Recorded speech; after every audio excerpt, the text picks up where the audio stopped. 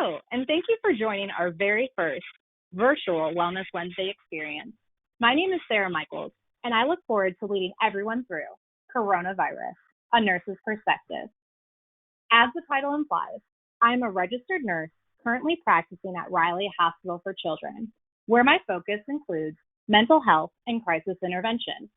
Full-time, I work at Apex Benefits, leading our clinical team with a mission to serve our employer groups and improve the health of their employees.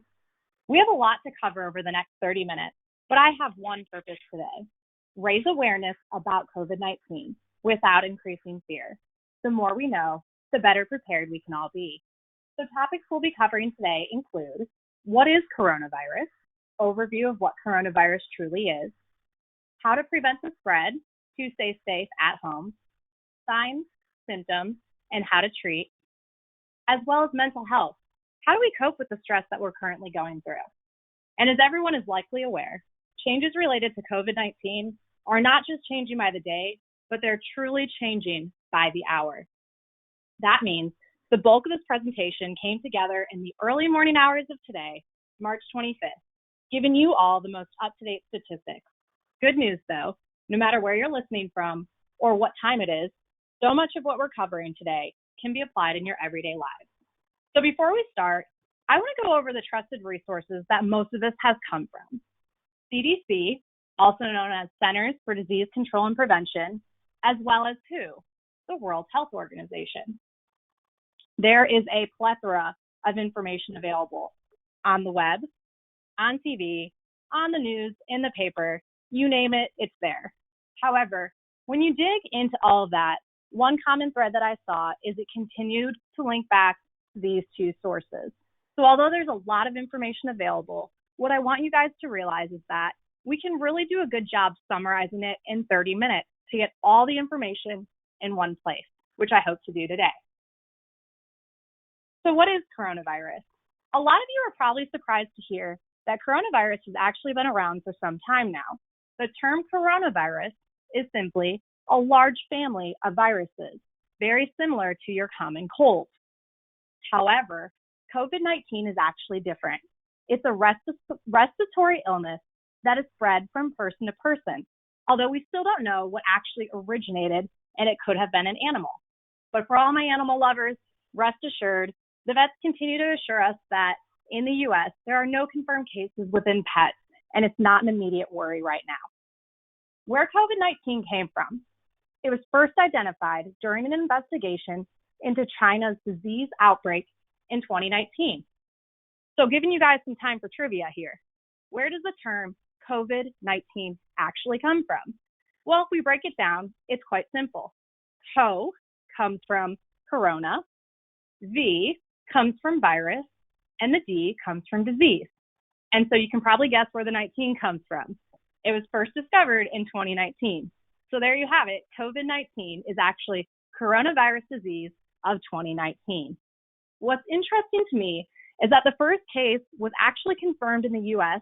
back in January 21st of 2020, which implies it was first discovered 2 months ago, but just recently has become a huge public crisis. Before we break down coronavirus further, I think it's important to pause and talk about what is the anatomy when we talk about the term respiratory in general. So when I talk about the respiratory system, I'm referring to the passage formed by the mouth, the nose, the throat, and your lungs, and all of which serve a clear purpose. We have to pass our air into our lungs to help us breathe. If you understand that anatomy, it's going to make a lot more sense when we talk about what are true signs and symptoms of coronavirus and how do those differ from everything else we're going through. Right now, the Indiana Health Association with the Department of Health has put forth the numbers, and these are the most recent ones coming from Monday night just before midnight. As of Monday, in Indiana, we had 365 positive cases of coronavirus. We unfortunately had 12 deaths, most of which peaked this weekend. And then you'll be shocked to see the numbers of people tested has almost come close to 3,000. And I say that because if we were talking 2 weeks ago, The state of Indiana as a whole had less than 150 tests available. So when people are really concerned that the numbers have been skyrocketing recently, I want to remind you that if you do the math, that's about 12% of people who have been tested are actually positive detection. And that means something when we talk a little bit later about how strict it is to even get a test. You have to be very sick to even be considered to be tested. So again, we're about 12% there right now on who's coming positive. Now let's look on a broader scope. If we focus on the broader US, because I know we have plenty of out-of-state listeners, all 50 states have now reported positive cases. This includes people that have traveled overseas and returned, cases of people who were exposed to those who had been traveling, and then community-acquired cases, which we'll talk about on the next slide. In the US, as of this morning, we have more than 70 deaths. With that, Washington, New York, and California continue to be the hardest hit. I think it's an appropriate time to be having this discussion because in the state of Indiana, today is day one of our shelter in place, following closely next to our surrounding states who have put this in place already. If you look on this map, this is a fantastic resource from Johns Hopkins University of Medicine. You can go on their website for live updates that literally refreshes by the minute to show you how many cases are there by country, by region, as well as where are the deaths occurring most. I welcome you guys to explore that further on the site attached. So how does it spread? If we remember our anatomy lesson, we'll kind of start piecing that all back together. It is a new disease, and the CDC is still learning the full extent of how it does spread. But we know two things. One is it's respiratory related. That means when you cough or when you sneeze, or even maybe when you're speaking loudly, we produce respiratory droplets. Those in turn go into the air and can land on somebody who now is contaminated. That is why we talk about remaining 6 feet apart at all times, because close contact with one another is the number one way to get it through those respiratory droplets. As of now, there's no evidence to suggest that this is an airborne disease, which means you really do have to be in close contact with somebody who is infected with the disease. Now, I want to also say it is rare, but there are some evidence to show that it could survive on a surface or an object that has the virus already on it. So if you touch that object and then you touch your mouth, your nose, or even your eyes, although rare, you could then be putting this back into your body.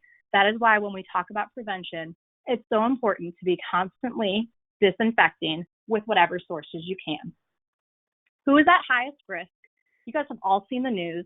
I'm sure you're very well aware, but the elderly continue to be in the highest risk category, specifically those above the age of 65 years of age. With that, as of this morning again, 8 out of 10 deaths reported in the U.S. have all been adults that are 65 years of age or over. Now, there's still 20% remaining, and although kids aren't completely immune to it, kids right now are showing a lot less symptoms, meaning when they do get it, they're a lot more mild. That 20% that's remaining is typically falling into one of the following categories. They are one with a compromised immune system, such as cancer, those with underlying health conditions, the most common being heart disease, lung disease, and diabetes, and then pregnant women. Although the impact at this time is really not known, we do, however, know that if they are to contract this disease, it could have detrimental impact to the newborn. So with that, I want to talk about if we are caring for somebody who is high risk, or if we are high risk ourselves, what are some things we need to know to be aware of? First thing is it's really important to stock up ahead of time on any necessary supplies and medications. Although right now we're not currently in shortage, it's most important because we don't want these high-risk folks to be continuing to go out into the community and once again exposing them to more risk. So as such, work with your doctors to see what can be delivered to the home environment, and if I do need to go out and get something, can I get it in bulk? Also, stay in contact with your doctors. Although most primary care physicians are now shut down in terms of their buildings, they are still accessible via phone and via virtual health, which we'll kind of explore in a little bit. But with that, your doctors know you best if you have a chronic condition, and they're going to be the first ones to be able to detect if this really is something acute or if this is just part of your condition. So make sure your doctors have a plan in place and that they're the first ones you call. Also, this is good for everybody to know, but choose a room in the house that's going to be used as a separate space if somebody is sick to keep them away from those people who are healthy. And if it's possible, also identify a separate bathroom that those members would be using. Other ways we can prepare and protect ourselves. Everything's pretty basic. These are the ABCs of our public health. Wash your hands often. You see it now. 20 seconds is the minimum. And although I've gone to the stores and there's not a lot of hand sanitizer left, I don't want that to alarm you because those of us who are now in shelter in place hopefully have access to water. And CDC will always say, if you can wash your hands with soap and water, it is absolutely more effective than using hand sanitizer. The only time you need to worry about using hand sanitizer is if you are, in fact, not able to have access to water. And at that point, you really need to check your label because what a lot of people don't realize is that the only way it's effective is if it's an alcohol-based solution, meaning it has to have 60% of alcohol, or else that hand sanitizer is actually not impactful against this specific disease. Other things to realize that are pretty common sense: cover your cough, cover your sneezes. If you don't have a Kleenex available, make sure you're using your elbow and not directly on your hands that are then going to touch other things. Again, likewise, pay attention to how much you actually are touching your eyes, your nose, your mouth, because a lot of times we don't realize it's just natural instinct. Try your best today to not be doing that. And then clean the surfaces frequently. This is another thing that's hard based off of supply and demand in the stores right now. But CDC has a really good alternative that I do want to share with you guys. If everybody has a common household bleach available, it is recommended that you take a third a cup of that household bleach, dilute it down with 1 gallon of water. This, if following the manufacturer's instructions for proper application, can in fact effectively kill the virus. So again, if you can't pick up supplies, but you have household bleach, do a third cup of that with 1 gallon of water, and it's an excellent resource to use. But above all else, guys, for best preparation, stay at home, follow the shelter-in-place orders. I know we're getting a little stir-crazy, but the truth is, if we can stay in place, we are preventing ourselves from being exposed, and we're preventing ourselves from exposing others. If somebody is sick, make sure you can avoid them if possible. So let's talk about social distancing, because in nursing, one thing I don't think everybody knows is that there's a difference between social distancing and quarantine and isolation, even though we continue to hear about it on the news. So I want to break those down for you today. Social distancing, that's really sheltering in place. We're all told that we need to stay 6 feet away from each other anytime it's possible, avoid crowded places, don't be in groups with more than 10 people at a time. But what exactly is that doing? What that's doing is it's preventing us from being close enough to actually spread an infection. And in turn, if it's not going to be airborne, it can't stick around. That differs from quarantine. Quarantine, defined, is separates and restricts the movement of people who have been exposed to a contagious disease to see if they become sick. What quarantine means is if somebody is in quarantine, there is proof that they have indeed been exposed to somebody who either tested positive or is highly likely a positive test, and as such needs to remain separate for 2 weeks, because that's the length of time it could take to actually show symptoms. Again, if you're in quarantine, that doesn't mean you necessarily have the virus. What that means is you have been exposed to the virus, and we need to see if there's any symptoms. How that differs from isolation is it's going to be the opposite. Isolation prevents the spread of an infectious disease by separating people who are indeed sick from those who are not. This lasts longer, and this actually will happen until they're no longer contagious, which at the end of this, we're going to talk about how, if you did test positive, when are you no longer contagious? Signs and symptoms. We all see this frequently, but I want to spend time to explain the difference. 80% of people right now fall in the mild category. 3 most common signs of COVID-19 are fever, cough, shortness of breath. As long as your fever is under 103 degrees, you do not have much to worry about. The cough is oftentimes dry, meaning you should not be producing any mucus with that cough if you do have COVID-19. And shortness of breath, although you'll notice it, you should still be able to live your lives. Again, 80% of people fall in this category. And this is meaning anything less than needing oxygen will keep you in the mild category. And we'll talk about it later, but if you fall in the mild category, you are not going to be tested at this time. As we move to the severe category, our symptoms increase. We now have persistent pain, pressure in our chest, and even bluish lips or face, which means we do have a need for oxygen.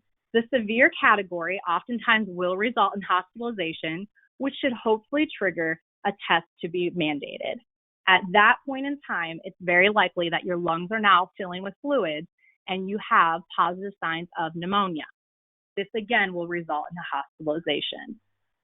4% of cases are in the critical section, and the critical section is where we're starting to see the most deaths. Critical is defined by respiratory or multi-organ failure. Symptoms to watch for: if you have a new onset of extreme confusion, you have no idea where you are, you don't even know who you are, or you have an inability to actually arouse that person. That means your body is quickly shutting down and you need emergent care. At that point in time, these are the people that are in the ICU on ventilators. This is what we're trying to prevent at all costs. But how does it differ from the flu or the common cold? Business Insider did a great job on kind of putting this graphic together. It's something that takes in consideration all the signs and symptoms from the CDC and the WHO. What I want to pay most attention to is a couple differentiators. If you have sneezing, runny nose, any kind of like face pain, or even itchy eyes, that's a lot more common with allergies or even the common cold. We do not often see any of those with COVID-19. Another thing to note with allergies, there won't be aches and you will likely not ever see a fever. It's a chronic condition presenting with symptoms on and off for weeks, months, or even years. However, COVID-19 is an acute condition, meaning that you'd feel fine and then get suddenly sick out of nowhere. Now try differentiating it from the flu. And I think that's what oftentimes as healthcare providers we struggle most with because they're so similar in appearance. The biggest question we ask people is, one, how exhausted are you? Honestly, with COVID-19, you'll be tired, but with the flu, you'll be exhausted. The other differentiator is the shortness of breath. For all of us who've been sick with the flu, we know that we spike a fever. We know we don't feel good, but hopefully we can still breathe. Although not recommended, a good way to self-check for COVID-19 when tests are not readily available is we literally will tell people, try holding your breath for 10 seconds. If you can hold your breath for 10 seconds, which I bet some of you are doing right now, good chance you don't have COVID-19 because with this virus, it is nearly impossible to be able to even hold your breath. That's how short of breath we're talking. So I want to move on because I know some of us just did the breathing exercise. What do you do if you truly do feel sick? What if you are short of breath to the point where I really can't breathe? Well, the first thing to do is always call your primary care physician. As I mentioned earlier, although the buildings are shut down, they are still our number one source of care. Call them or visit with them virtually to describe your signs and symptoms. These doctors know you, and they are trained to know when something is abnormal. At that point, they will likely direct you to one of the three following options. It's important to take notes of these and even share these with your employees. They are all free resources available 24/7, 365 days a year. The first is if you're from Indiana, the Indiana Coronavirus Hotline. If you're not, you're calling from another state, CDC Coronavirus Hotline does the exact same thing. What these two do is they're done over the phone. They will triage you. They will tell you how to try treatment at home. And in extreme cases, they will then help direct you to the proper point of care. That means that they will tell you exactly which hospital to go to. They will coordinate with that person ahead of time that you're coming, and they will give you step-by-step instructions on how to go about getting tested. Biggest thing, please do not go directly to the emergency room or an urgent care facility if you feel like you might have COVID-19. The only exception would be if it's truly a life-threatening emergency situation where you really can no longer breathe or you know something more extreme is happening. Otherwise, please help your healthcare providers out by letting them have time to prepare and protect themselves in times of crisis. As such, always call the hotline first, and they can then direct your care. Another great service provided free of charge to the state of Indiana is the IU Health free virtual screening. I listed on the slide a good way to go about getting that, but if you download the IU Health virtual visits on your app store from your smart device, you'll be able to sign up, select coronavirus screen, and within minutes, meet virtually over the phone, face-to-face, with a doctor or nurse through IU Health, who again will do the triage, try to treat you at home, and in extreme situations, have you come back into the ER to be seen. So what is the test for COVID-19? Honestly, the first thing I want to highlight is the coronavirus crisis is in large part a testing crisis. I know this isn't the first time you've heard it, but the truth is, seeing the results skyrocket this week is not a surprise to healthcare providers. All that means is testing supplies are becoming more readily available. Many of us have been exposed without even realizing it, which is why unless you're displaying signs and symptoms, please don't panic. We want to remain calm and understand that exposure does not mean we have the coronavirus crisis that's occurring right now. Now, if they do send you in for testing, it's actually quite simple. They take a nose swab, which is a little bit like a very long Q-tip. They go all the way back to your nose until it touches the tip of your throat. You do a quick little turn, take that swab out, and that is actually what's used to be sent into labs. The shortage comes not from just that swab, but actually lab technicians that are able to read all those results in a timely fashion. What should take no more than 6 hours is oftentimes taking potentially a week at this point in time. We also have lab tests with chemicals that need to be sent to these labs in order to separate the RNA, which tells us if it is indeed the COVID-19 strand. That is in short demand. And so as such, there are 3 different priority categories. The thing I get asked most commonly working as a nurse is, why am I not being tested?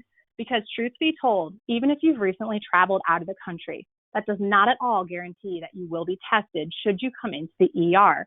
We actually have 3 different priority categories that we are given as healthcare providers. The number 1 is first test will go to hospitalized patients and healthcare workers who have symptoms. The reason being, this will change our treatment for those specific people that are hospitalized on the ventilators. Number 2, it would go to patients in long-term care facilities, those who are 65 and older, and essentially any of those people who fall in our high-risk category earlier on in this presentation. And then the 3rd category is individuals with symptoms that don't meet that high-risk need, which essentially means, again, if you fall in that mild category, you will not at this time be tested, even though earlier this month, they did announce that any American with a doctor's order should be able to access the test. Reality is the test of everyone is simply not possible. Now, as we start to get more supplies, we've already received thousands additional this week alone. We're going to start hearing more positive test results. And as such, we're going to learn about more deaths. That's unfortunately part of this crisis we are in. But again, do not be alarmed. That just means we are starting to test people more frequently, even if they fall in the mild category. And so why does it not matter if you are tested? I want to make this very clear. We do not have a treatment at this time, which means the only thing you can do is actually treat the symptoms. So why, although we'd like to test people for purposes of tracking, the truth is, even if you test positive, most of those people are sent home and told to then go into isolation at home. But when you do enter the hospital, I have to address, what are my financial responsibilities related to treatment? We get this question a lot working in the insurance industry. I want to specify, although legislation helped us a lot last week by making coronavirus tests free of charge, treatment could still cost you. I say that because more goes into a hospital bill. If you've ever been to the hospital, you see about 20 different line item bills, everything from Tylenol costing $50 to an x-ray costing thousands of dollars. So keep in mind, they're going to also test you for more than just coronavirus. Maybe they'll do scans to see if you have pneumonia. Maybe they'll do a flu a flu test. All those will quickly add up. And right now, it's up to the insurance carriers to decide who's actually taking financial liability. So although that $50 test is covered, that doesn't mean everything's covered. So suggestions I have right now are always make sure to stay in network. Should you be billed, it's going to be a lot cheaper than going to see an out-of-network provider. And then seek appropriate care according to severity. If you took good notes earlier, you know, here are the helpline numbers I should call first. Here's IU Health telehealth service. They can triage you, so maybe you don't even need to go into a hospital system, therefore preventing the bill from happening. And if you're still unsure of how you're going to be billed, go ahead and check with your HR director or even the insurance carrier directly. And if you are the HR director and have extra questions, again, make sure you reach out to your account executive. We are here to help you during this time. As I said earlier, there is unfortunately no antiviral treatment at this time. People get upset and say, but anytime I have the flu, I have something I can treat.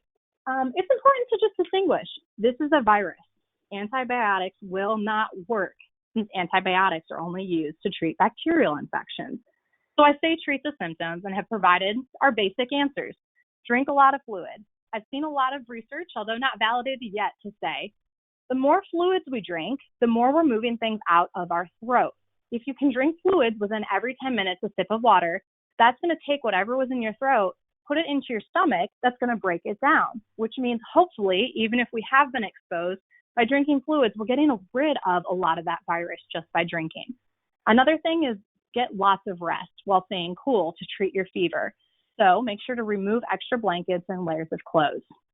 And of course, take over-the-counter medications if they're not contraindicated by your doctor. Specifically to a fever, we always recommend Tylenol and ibuprofen, especially if you're having any aches and pains. There have been people who have asked, we've seen on the news that ibuprofen is actually going to hurt people who have coronavirus. The WHO came out and said there is no evidence to support that at this time. So Tylenol or ibuprofen can still be used. And to help with the cough, you can take stuff such as Robitussin to do the trick as a cough suppressant. If you do have any sore throat, simple things such as warm drinks, even adding honey, will soothe that throat. These are all things we recommend prior to seeking further treatment. But as always, the best way to prevent the illness is to avoid being exposed to this virus. So please, if you can, make sure you stay home. Another thing that there unfortunately is not is a vaccine. Now, that doesn't mean that there's not several people trying to develop one at this very given moment. Experts do expect that it will take at least a year to 18 months before one becomes readily available. And the good news is the flu mutates very quickly. So when we have to get a flu shot, that is why we get them every single year. Research to date has shown that the coronavirus does not mutate anywhere near as quickly, which is great news because once the vaccine is created and it's proven effective, it should offer a long-lasting protection in just one dose, which means we would not have to get an annual injection. The last thing I want to cover is how do I cope through a crisis? Mental health is so important now more than ever because so many of us feel so isolated living at home without our support group. So it's really important to figure out other ways to take care of your body. How can I eat healthy? How can I exercise? Make sure I'm getting sleep, even if that means adjusting my routine slightly. Build a support system. We still have cell phones. We still have computers. That's how we're listening today. So figure out how can you create a virtual support system. And don't forget to take breaks for fun, even if that means walking outside, remaining 6 feet apart, and then coming back inside. Avoid excessive exposure. I can't highlight this one enough. Anytime we watch the news, we are inundated with all the scary topics right now. Again, if you actually break it down, you're going to see that over the last 30 minutes, we've really covered what all of that is saying.